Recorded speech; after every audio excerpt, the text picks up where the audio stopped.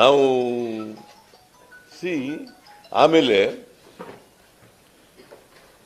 ಇದ್ರ ಬಗ್ಗೆ ಗ್ಯಾರಂಟಿ ಯೋಜನೆಗಳ ಬಗ್ಗೆ ಏನು ಅಪಪ್ರಚಾರ ಮಾಡಿದ್ರು ಅವರು? ಗ್ಯಾರಂಟಿ ಯೋಜನೆಗಳು ಅವ್ರು ನರೇಂದ್ರ ಮೋದಿ ಅವರು ಏನು ಹೇಳಿದ್ರು? ಇದು wrong financial programme, it is wrong financial program.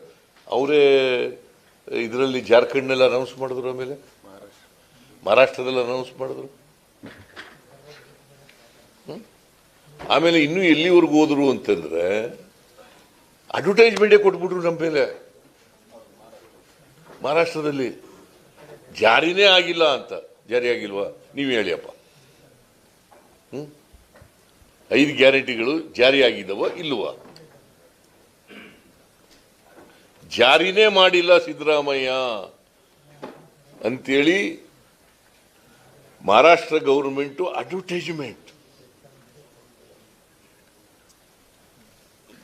ಅದು ಅಲ್ಲದೇನೆ ಇನ್ನೂ ಒಂದು ಹೇಳಿದ್ರು, 700 ಕೋಟಿ ರೂಪಾಯಿಗಳನ್ನು ಎಕ್ಸೈಸ್ ಡಿಪಾರ್ಟ್ಮೆಂಟ್ನಲ್ಲಿ ಕಲೆಕ್ಟ್ ಮಾಡಿ ಚುನಾವಣೆ ಕೊಟ್ಬಿಟ್ಟವ್ರೆ ಮಹಾರಾಷ್ಟ್ರಕ್ಕೆ.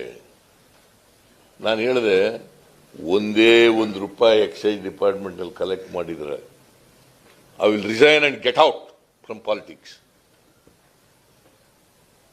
I will resign and get out, retire from politics. ಇದನ್ನ ಹೇಳಿದವರು ಮಾಡ್ತಾರ?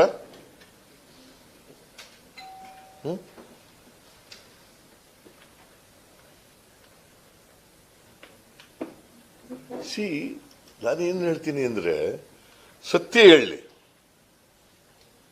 ಸತ್ಯಕ್ಕೆ ಹತ್ತಿರವಾಗಿರೋ ಹೇಳಲಿ, ದ್ವೇಷದ ರಾಜಕಾರಣ ಮಾಡಬಾರ್ದು. ದ್ವೇಷದ ರಾಜಕಾರಣ ಮಾಡಲಿಕ್ಕೋಸ್ಕರವಾಗಿ ಅಪಪ್ರಚಾರ ಮಾಡ್ತಕ್ಕಂಥದ್ದು, ಸುಳ್ಳು ಆರೋಪಗಳನ್ನು ಮಾಡ್ತಕ್ಕಂಥದ್ದು ಮಾಡಬಾರ್ದು. ಇದಕ್ಕೆಲ್ಲ ಇವತ್ತು ಆಮೇಲೆ ಯಾವತ್ತು ಚುನಾವಣೆ ನಡೆದದ್ದು? 13ನೇ ತಾರೀಕಲ್ಲ? 13ನೇ ತಾರೀಕು ಉತ್ತರ ಜನ, ಈ ರಾಜ್ಯದ ಜನ ಉತ್ತರ ಕೊಟ್ಟಿದ್ದಾರೆ. ಈ ರಾಜ್ಯದ ಜನ ತಕ್ಕ ಉತ್ತರ ಏನು? ದೇವೇಗೌಡರು ಸಿದ್ದರಾಮಯ್ಯನ ಸೊಕ್ಕು ಮುರಿಬೇಕು,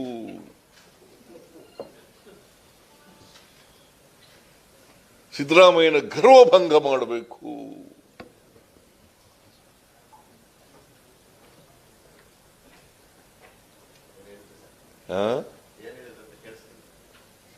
ಸೊಕ್ಕು ಮುರಿಬೇಕು, ಗರ್ವಭಂಗ ಮಾಡಬೇಕು,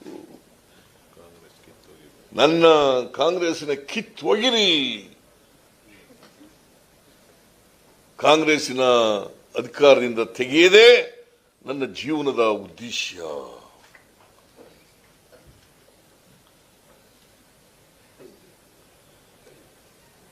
ಮಾಜಿ ಪ್ರಧಾನಮಂತ್ರಿ ಆಗಿದ್ದವರು, ನನಗೆ ಅವ್ರ ಬಗ್ಗೆ ಪಾಪ ಮಾಜಿ ಪ್ರಧಾನಮಂತ್ರಿಗಳು ಈ ಥರ ನನ್ನ ಮೇಲೆ ಎಲ್ಲ ಆರೋಪ ಮಾಡಿದ್ರಲ್ಲ ಅನ್ನೋದು ಸ್ವಲ್ಪ ಬೇಸರ ಆಗಿದೆ. ಸುಳ್ಳು ಆರೋಪಗಳು ಮಾಡಿದ್ರು. ಮಾಜಿ ಪ್ರಧಾನಮಂತ್ರಿ ಆಗಿದ್ದವರು, ಮಾಜಿ ಮುಖ್ಯಮಂತ್ರಿ ಆಗಿದ್ದವರು, ಮತ್ತೆ ನಾನು ಅವ್ರ ಜೊತೆ ಬಹಳ ವರ್ಷ ಇದ್ದವನು. ಗೊತ್ತಿದ್ದು ಸಿದ್ದರಾಮಯ್ಯನಿಗೆ ಅಹಂಕಾರ, ಸಿದ್ದರಾಮಯ್ಯನ ಗರ್ವಭಂಗ ಮಾಡ್ತೀನಿ, ಸೊಕ್ಕು ಮುರಿತೀನಿ.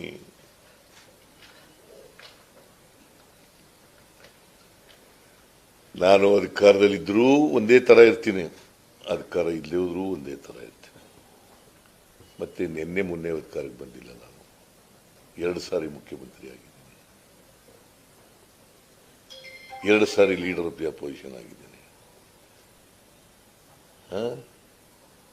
2 ಸಾರಿ ಡೆಪ್ಟಿ ಚೀಫ್ ಮಿನಿಸ್ಟರ್ ಆಗಿದ್ದೀನಿ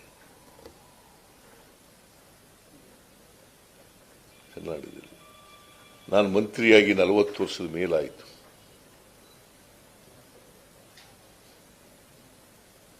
ಸಾವಿರದ 1984 ಆಗಸ್ಟ್ 17ನೇ ತಾರೀಕು ಮಂತ್ರಿ ಆದದ್ದು.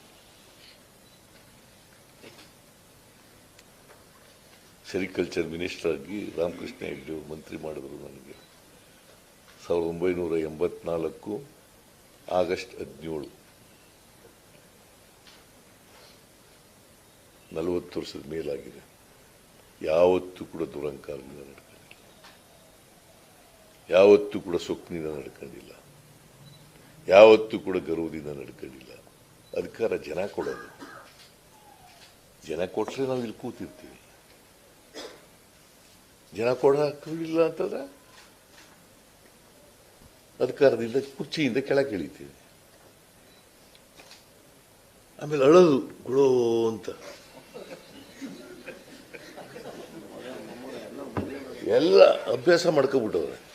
ದೇವೇಗೌಡ ಮಗ, ಅವ್ರ ಮೊಮ್ಮಗ, ನೋಡಿಲ್ಲ, ನೋಡ್ದದೆಲ್ಲ ಹೇಳಕ್ಕಾಗಲ್ಲ. ನಾನು ಹೇಳೋದು ಹೃದಯ ಇರೋರಿಗೆ ಬರ್ತದೆ. ಹಾಗಾದ್ರೆ ಹಾಸನದಲ್ಲಿ ಗಲಾಟೆ ಆಯ್ತಲ್ಲಪ್ಪ, ಈಗ ಪ್ರಜ್ವಲ್ ರೇವಣ್ಣ ಜೈಲಿಗೆ ಹೋದ್ನಲ್ಲ, ಅಲ್ಲಿ ಹೆಣ್ಮಕ್ಳೆಲ್ಲ ಕಣ್ಣೀರು ಹಾಕಿದ್ರಲ್ಲ, ಆಗ ಹೃದಯ ಕರಗನಿಲ್ವಾ?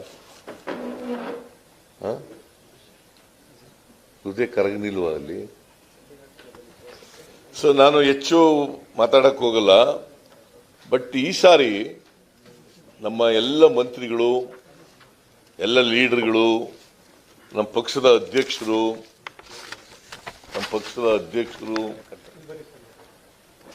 ಎಲ್ಲ ನಮ್ಮ ಪಕ್ಷದ ಲೀಡರ್ಗಳು, MLAಗಳು, ಕಾರ್ಯಕರ್ತರು ಎಲ್ಲರೂ ಕೂಡ ಕೆಲಸ ಮಾಡಿದ್ದಾರೆ. ಅವರೆಲ್ಲರ ಶ್ರಮದ ಫಲವೇ ಇವತ್ತು ನಾವು 3 ಕ್ಷೇತ್ರಗಳಲ್ಲಿ ಗೆದ್ದಿರ್ತಕ್ಕಂಥ.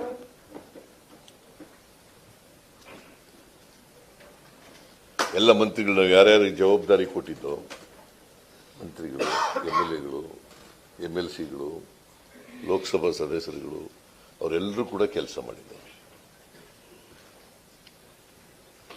ಇಷ್ಟು ಅಪಪ್ರಚಾರ, ಇಷ್ಟು ಆರೋಪಗಳು ಮಾಡಿದ್ರು ಕೂಡ ಜನ ಅವನ್ನೆಲ್ಲ ಸುಳ್ಳು, ಇವ್ರು ಮಾಡ್ತಾ ಇರೋದು ವಿರೋಧ ಪಕ್ಷದವರು ಅಂತೇಳಿ ತಳ್ಳಾಕಿ ಜನ ನಮ್ಗೆ ಓಟ್ ಕೊಟ್ಟಿದ್ದಾರಲ್ಲ. ನೋಡಿ, ಇದು ಓದ್ಬಿಡ್ತೀನಿ ನಾನು. Empower work boards in consultation with the religious leaders, taking steps to remove encroachments from and unauthorized occupation of work properties. ಇದು ಯಾರು ಹೇಳಿರೋದು? ಯಾರ್ ಮ್ಯಾನಿಫೆಸ್ಟೋ? ಇದು ಬಿಜೆಪಿ ಅವ್ರ ಮ್ಯಾನಿಫೆಸ್ಟೋ.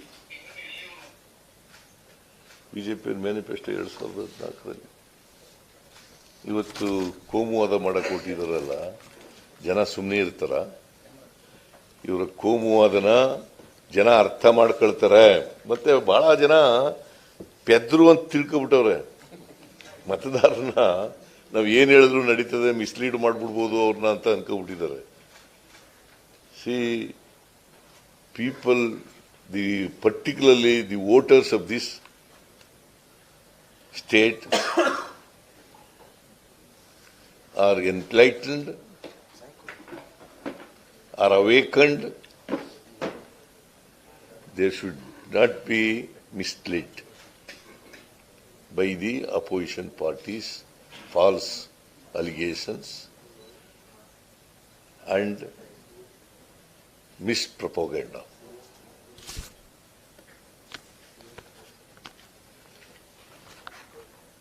ನಾನು ಅದರಿಂದ ಈ 3 ಜನ ಗೆದ್ದಿರ್ತಕ್ಕಂಥ ಪಠಾಣ್ ಅವರಿಗೆ, ಯೋಗೇಶ್ವರ್ ಅವರಿಗೆ, ಮತ್ತೆ ಅನ್ನಪೂರ್ಣ, ಶ್ರೀಮತಿ ಅನ್ನಪೂರ್ಣ ಅವರಿಗೆ ನನ್ನ ಪರವಾಗಿ, ಸರ್ಕಾರದ ಪರವಾಗಿ,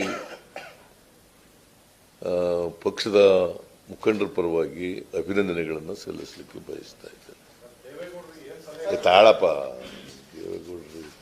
ದೇವೇಗೌಡರ ಬಗ್ಗೆ ಮಾತಾಡ. ಆಮೇಲೆ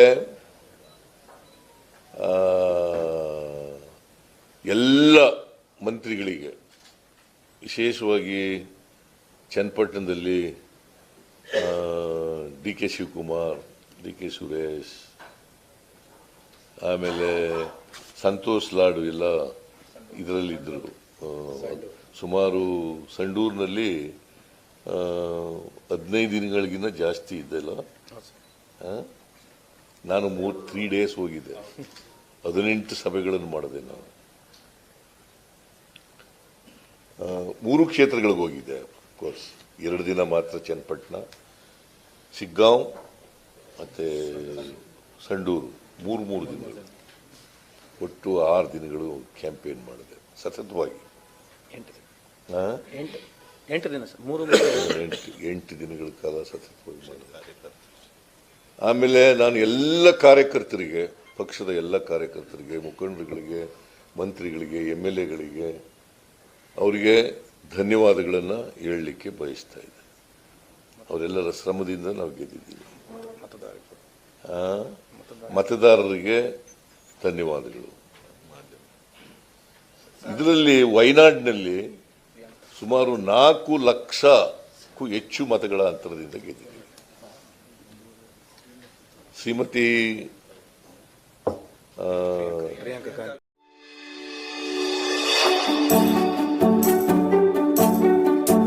ನೀವಿನ್ನು ನಮ್ಮ ಚಾನೆಲ್ಗೆ ಸಬ್ಸ್ಕ್ರೈಬ್ ಮಾಡಿಲ್ಲವೇ?